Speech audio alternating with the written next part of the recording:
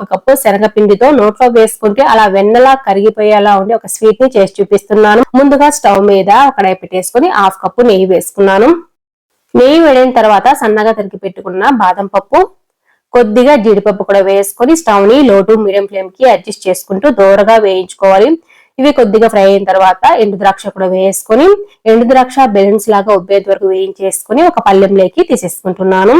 ఇప్పుడు కడాయిలో నెయ్యి ఉంది కదా, ఇదే నెయ్యిలోనే స్టవ్ లో ఫ్లేమ్ లో పెట్టేసుకొని 1 కప్పు శనగపిండి వేసుకుంటున్నాను. అలాగే 2 టేబుల్ స్పూన్ల వరకు బొంబాయి రవ్వ కూడా వేసుకొని స్టవ్ ని లో ఫ్లేమ్ లో పెట్టేసుకొని వేయించేసుకోవాలి.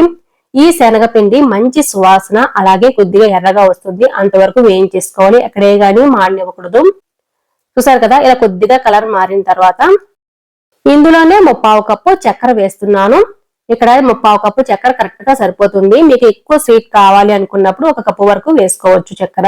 మొత్తం కూడా బాగా కలిసేటట్టు కలిపేసుకున్న తర్వాత ఇందులో ఒక 1/2 టీ స్పూన్ వరకు యాలకుల పౌడర్ కూడా వేసుకున్నాను.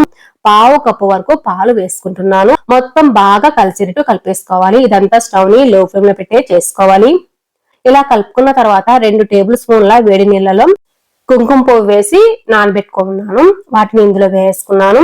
అలాగే ఇందులో 1 కప్పు నీళ్లు కూడా వేసుకొని మొత్తం కూడా బాగా కలిసేటట్టు కలిపేసుకోవాలి. ఎప్పుడైతే అడుగు పట్టేయకుండా సపరేట్ అవుతుందో అడుగుకి అప్పటి వరకు ఇలాగే కలిపేసుకోవాలి. చూసారు కదా, వీడియోలో చూపిస్తున్నట్లుగా ఇలా ఉండాలి. కడాయికి సపరేట్ అవుతూ ఉంటుంది. ఇలా వచ్చేసిన తర్వాత ఇప్పుడు ఇందులో ముందుగా మనం వేయించి పెట్టుకున్నాం కదా డ్రై ఫ్రూట్స్, వాటిని వేసుకొని మొత్తం ఒకసారి బాగా కలిపేసుకోవాలి.